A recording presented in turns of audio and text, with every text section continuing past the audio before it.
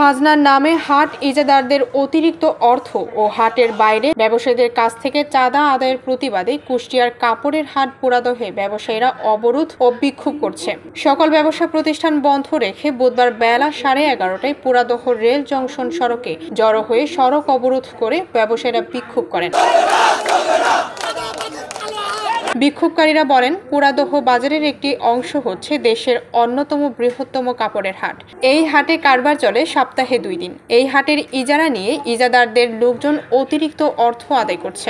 এছাড়াও কাপড়ের হাটের বাইরে বাজারে অন্য সকল মার্কেট নিজস্ব দোকানগুলোতে খাজনার নামে চাঁদা আদায় করছে। এটা অবৈধ দাবি করে চাঁদা আদায়ের বন্ধের দাবি তোলেন তারা। যদি চাঁদা আদায় বন্ধ না হয় তাহলে পোড়াদহ রেল জংশন অবরোধ সহ আরো বৃহত্তর কর্মসূচির ঘোষণা দিয়েছেন ব্যবসায়ীরা। খাজনাদাররা অবৈধ খাজনা দাবি করে, গজে 8 আনা করে খাজনা, এটা কোনো বৈধ না অবৈধ? আপনারাই বলেন। অবৈধ খাজনা, এই অবৈধ খাজনা আমরা চাই না।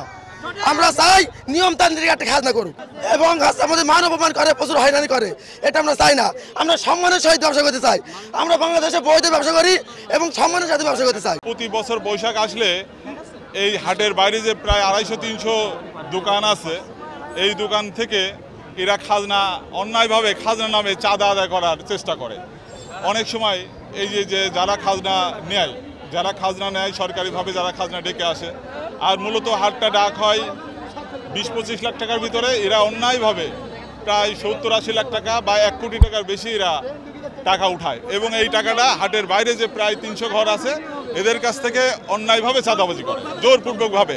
এতে করে আমাদের যারা ব্যবসায়ী এরা বলছে যে না, আমরা পোড়াদহ হাটে যাব না, এরকম জুলুমের শিকার এবং আমাদের কাছে আমাদের মান সম্মান রাখে না, আমাদের মাল ধরে টানাটানি করে, আমাদের অপমানই করতেছে। আমরা এই হাটে যাব না। আমরা টিউনো সাহেবকে যেন জানাই যে আমাদের একটা সুষ্ঠুভাবে ব্যবসা করার পরিবেশ তৈরি করে, এইটা আমরা